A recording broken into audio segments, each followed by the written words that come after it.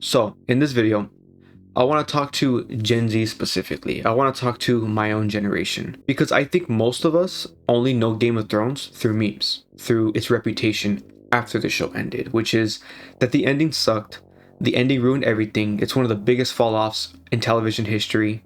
And of course, there's the Joffrey hate. Everyone knows about that. Everyone also knows about shocking deaths that happened, shocking moments in the show, and maybe the famous shot of Jon Snow holding his sword while the cavalry's coming towards him. We know things like that, but we've never actually seen Game of Thrones. And I know that for a fact, for the most part, because I saw the last 3 seasons live in high school. And no one my age was watching Game of Thrones. And I remember The Walking Dead was my favorite thing ever.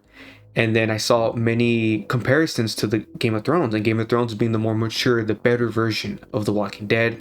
And I was just so in love with The Walking Dead that I was like, let me find out for myself. And my mind was blown. I fell absolutely in love with the show. I became obsessed with it, watching tons of videos, tons of lore videos on YouTube. And Game of Thrones was a really big deal for me in high school. And like I said, no one was into it my age. I would talk to my best friend who's a nerdy guy like me. He didn't care. I would talk to people at school. No one was watching it. Everyone just cared about Marvel and video games. Then once I started working, I met obviously more people, older people like 10 years older than me. And they had seen Game of Thrones and they were into it. And then I would talk to them about it. So I just know that from my own experience that most of my generation did not watch it live because, we were teenagers and this was a very adult show. So that being said, that brings me to A Night of the Seven Kingdoms. So that show just came out. It's great. It's a great addition. It's a great expansion to the Game of Thrones world, to the cinematic adaptations. I don't want to take anything away from the show. I love it. I thoroughly enjoyed it. No complaints about the show itself. But I don't agree with the perspective that this is peak Game of Thrones, that this is the height that Game of Thrones has ever been. I simply just feel like it's false. I know it's just my opinion, but I feel like that's just false because Game of Thrones is just such a different thing. It's just so much bigger and better in every single way that you just can't compare something like this. This is a smaller show, and it's okay. I don't feel like you should compare them. They're different things. They're all together. They're just great Game of Thrones content. It has come to my attention, or from my perspective at least, it seems like this overwhelming positivity is coming from people around my age, people in their early 20s, mid 20s, or maybe even teenagers that never experienced Game of Thrones or even House of the Dragon. So for them, they're watching this and it's great. So of course they're like, this is the best thing I've ever seen. This is peak. And yeah, they absolutely love it. I think people who haven't seen Game of Thrones, they can't really imagine just how good it is. And they probably think, which I don't blame them, that it was good for its time. Or its time it revolutionized things, but it doesn't keep up with modern television. And I just do not agree with that. I think Game of Thrones is still just as good as it was. I want to invite my generation to go and check it out. And if you've been considering, like, maybe I should check it out, should I? I don't know. The show's kind of old. Yes, the show really was that good. And I will address the ending. Let me just talk about Game of Thrones. It's not about plot, nothing specific, just the experience. The experience of watching Game of Thrones was revolutionary, and I personally have never experienced something that great ever since. Well, season 1 of House of the Dragon was quite close, honestly. The writing first and foremost. The character writing. The way they write the characters, a large ensemble of characters, you just fall in love with everyone. And maybe you don't relate to everyone because everyone's quite morally gray, but you feel for them all. Or the villains like Joffrey or Ramsay, you hate them with a passion, and that also is fun, just to feel that strongly about a character. It goes to show you just how good the writing is and just how good the performances are. That's just so great in and of itself. And then there's the larger plot, the larger story, George R. R. Martin's lore, of course. The world building, the writing is just so good, so immersive. This feels so real. There's a whole political element that's very akin to like the Dune films, like that intrigue, the different families, like what's going to happen, and everyone has their own angle. People are backstabbing people. That is just such also great entertainment, And I think that's what this show is at its core. It's highbrow, high quality, transcendent writing and quality mixed with just damn good entertainment. So that's why it's just such the pinnacle to me of like cinematic storytelling on television. And then of course the deaths, not knowing if anyone's going to be safe. So many times in a night, this isn't a complaint, again, it's a different thing, but like in A Night of the Seven Kingdoms, I knew there's a lot of characters who I just know they're not gonna die, and they didn't, and it's okay.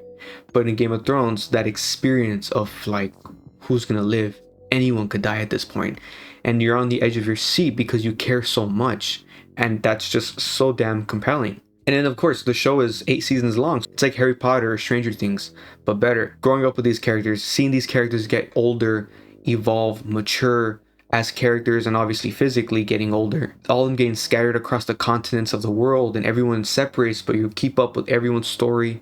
And then as the show progresses, then they all come together. And it almost feels like MCU energy, where you're just like, oh, this character's beating that character, and that hype, that satisfying fan service, I guess. It also has that, it's just such a incredible experience on that level. And then this show deals with like Lord of the Rings, like this show has like the end of the world aspect as well. So then the scope is consistently getting bigger and bigger and bigger, and the dread, the darkness gets higher and higher and higher and more palpable. The buildup is so great. And then like I want to get back to quality, because I talked about the writing, but also what helps with this immersion is just the HBO big budget. HBO has had decades of experience on how to make quality television, and this show is no exception. They put everything in this show, and this show is TV. It's smaller, but it feels just as big as Peter Jackson's Lord of the Ring films. And people have real beards. People have really, of course, there's some wigs in the show, of course, especially with the women like Daenerys. With the men, it's so annoying in movies and TV when you see that they just have a fake beard, and it just doesn't feel believable. That even happens in Peter Jackson's Lord of the Ring films. But here, everyone has a real beard. Everyone has really long hair. Their clothes are weathered. Their faces are weathered. No one here looks Hollywood. Everyone here looks believable. And then the ending. So in my opinion, and I think most people would agree with me, the first 6 seasons are like peak. Like maybe you have a favorite season, maybe you think one's better than the other, that's fine. But the first 6, like objectively, are just great. Season 7 is a step down. Season 7 is a little bit more entertainment, I feel. Like the writing kind of goes down a little bit. It does feel a little bit rushed. But then there's a lot of fan service, there's a lot of epicness. And overall, season 7 feels satisfying because of that. But then season 8 comes around. Now, back then and even now, I personally don't think season 8 is as bad as people say. I don't think it's trash. I don't think it's one of the worst things put to television. I think season 8 in the Game of Thrones content is terrible because Game of Thrones is so good. But if you're just judging television across the board, I think season 8 is not that bad. I just think that it was suffering from multiple different things, like George R.R. Martin not finishing the book, so Dan and Dave did not have that source material. Because people like to hate on Dan and Dave, but I mean, dude, they did 6 seasons damn near perfect. Like clearly they know how to adapt, but clearly they also don't have the creative source that George R.R. Martin has. There's that. And also I think they just wanted to move on, so they kind of rushed it even more. I think had they taken their time and done the full 10 episodes and fleshed everything out, maybe as fans we would have been like, oh, I wanted to see this person on the Iron Throne, or I would have wanted different things to happen. But I think we would have understood if the writing was done right. They would have fleshed things out, make us be okay with the way it ended. But because it was so rushed, there was a disconnection. There was an emotional disconnection. For sure, I would say the 8th season is the worst season. But I just don't agree that it's trash objectively. Like the show is absolutely still worth watching, like I just want to make that clear that you should still watch the show. Now, all that being said, let me know your thoughts on A Night of the Seven Kingdoms. Let me know your thoughts on my take. Let me know your thoughts on Game of Thrones, House of the Dragon. Also season 2 of House of the Dragon, that was also kind of controversial. I also don't think that was that bad, but I do think it was a step down. I'm just happy to be back in the Game of Thrones fandom because like I said, man, I was so into this back in high school.